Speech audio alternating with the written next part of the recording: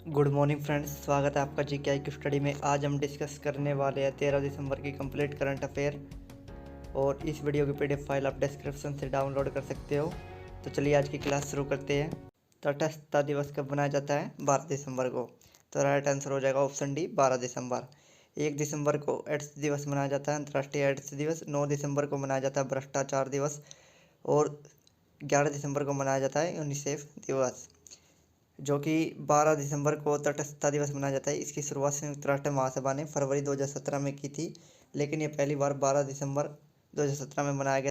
तटस्थता दिवस क्या होता है? जब दो देशों के बीच में किसी एक देश के द्वारा युद्ध चल रहा हो तो किसी एक देश के द्वारा संयम रखा जाता है, तो जो कानूनी रूप से स्थिति पैदा होती है उसको तटस्थता दिवस कहा जाता है, तटस्थता कहा जाता है। तो उसके रूप में तटस्थता दिवस मनाया जाता है। अंतर्राष्ट्रीय सार्वभौमिक दिवस भी 12 तारीख को ही मनाया जाता है, 12 दिसंबर को हर वर्ष। तो international universe health coverage day कहा जाता है इसको, जो कि सभी की स्वास्थ्य के लिए मनाया जाता है, सभी के लिए स्वास्थ्य। तो 2020 की थीम रखी गई है, सभी के लिए स्वास्थ्य, सभी की रक्षा करो, ये इसकी थीम रखी गई है। नेक्स्ट क्वेश्चन, किसने विकासशील देशों के लिए $9 बिलियन APVAX पहल का शुभारंभ किया है?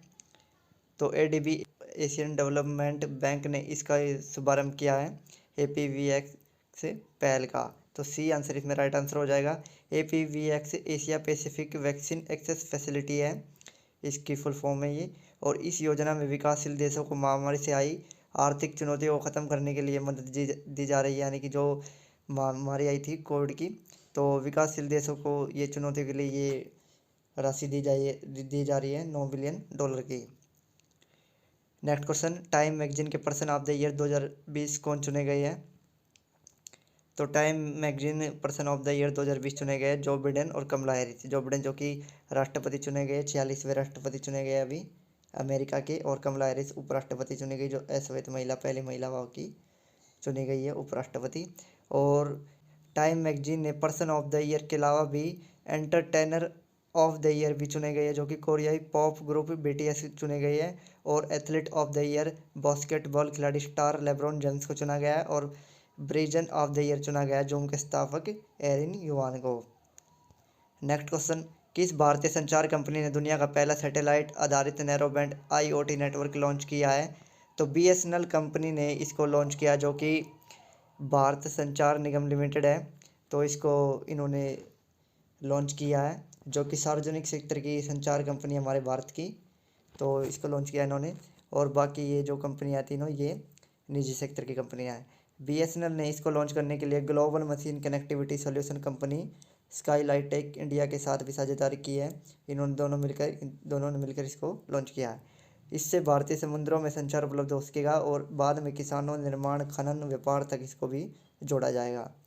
BSNL के अभी अध्यक्ष कौन है? प्रवीण कुमार पुरवार। और इसका हेडक्वार्टर है नई दिल्ली के अंदर। नेक्स्ट क्वेश्चन, कौन सा प्रदेश 100% जैविक दर्जा पाने वाला भारत का पहला केंद्र शासित राज्य बन गया है?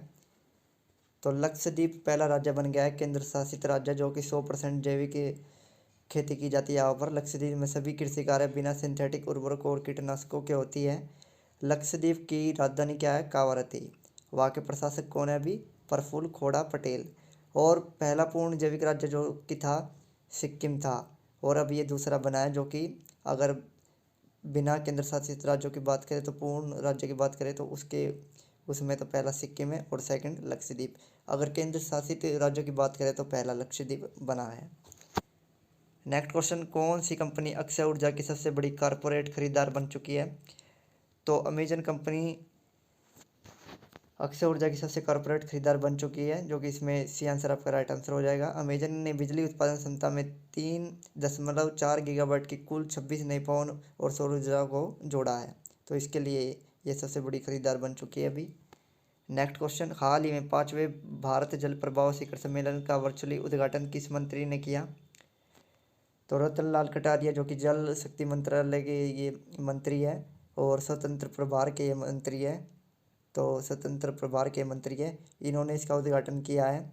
और अगर हम बात करें गजेंद्र सिंह शेखावत की, ये कैबिनेट के जल शक्ति मंत्रालय, और रजनीश डी वर्मन इनके निजी सचिव है। और अमित शाह की बात करें, ये हमारे गृह मंत्री हैं। इस सम्मेलन का आयोजन राष्ट्रीय स्वच्छ गंगा मिशन और गंगा नदी बेसिन प्रबंधन तथा सी गंगा जरा पानी के जुड़े मुद्दों व ग्रह के सभी कीमती संसाधनों को बचाने के लिए उठाए गए कदमों पर चर्चा के लिए किया गया है। 2020 की इसकी थीम यानी कि इसका विषय रखा गया है कला गंगा नदी संरक्षण का विकास हुआ।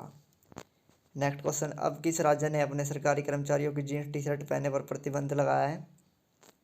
तो महाराष्ट्र सरकार ने इस पर प्रतिबंध लगा दिया है, अपने सरकारी कर्मचारियों पर जीन्स टी शर्ट पहनने पर।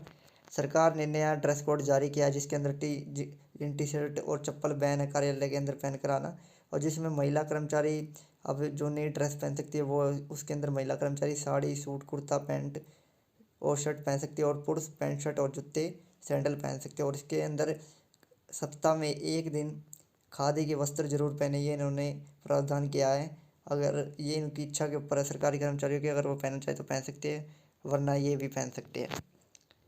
नेक्स्ट क्वेश्चन, कौन भारत के कई इंफ्रास्ट्रक्चर प्रोजेक्ट में सबसे कम बोली लगाने वाली कंपनी बन गई है? तो ये कंपनी बनी है लार्सन एंड टर्बो कंपनी। तो डी आंसर इसमें राइट आंसर हो जाएगा।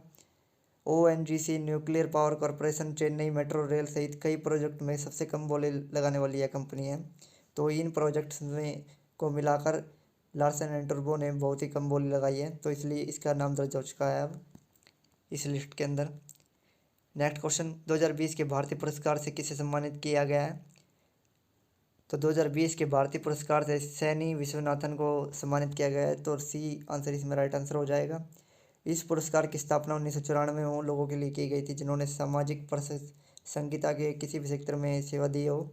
और PM मोदी ने 2020 के अंतर्राष्ट्रीय भारतीय महोत्सव का वर्चुअल संबोधन किया है, और इसकी शुरुआत हुई थी तमिलनाडु के प्रसिद्ध लेखक पत्रकार सुब्रमण्यम भारती की 138वीं जयंती के उपलक्ष्य में इस बार इसको आयोजित किया गया है। नेक्स्ट क्वेश्चन, किस देश के पूर्व खिलाड़ी 1982 में विश्व कप विजेता पाओली रोस का निधन हो गया है? तो ये एक इटली के प्रसिद्ध खिलाड़ी थे जो कि पूर्व खिलाड़ी थे, और इनका हाल ही में निधन हो गया है। वह एकमात्र ऐसे खिलाड़ी है इतिहास में जिन्होंने विश्व कप विजेता गोल्डन बूट और गोल्डन बॉल और ब्लोन डी आर जीतने वाले इतिहास में एकमात्र खिलाड़ी थे जिन्होंने एक ही साल के अंदर ये चारों खिताब जीते हुए थे। नेक्स्ट क्वेश्चन और आज का लास्ट क्वेश्चन, ICICI प्रूडेंशियल ने बैंक बीमा के लिए किस बैंक के साथ साझेदारी की है? तो इसका आंसर आपको कमेंट बॉक्स में बताना है। तो दोस्तों आज की वीडियो आपको कैसे लगी? वीडियो अच्छी लगी तो लाइक कीजिए, चैनल को सब्सक्राइब कर लीजिएगा और बेल आइकन को दबा लीजिएगा, जिससे आपको करंट अफेयर की वीडियो हर रोज़ सुबह जल्दी मिल सके। धन्यवाद। जय हिंद, वंदे मातरम।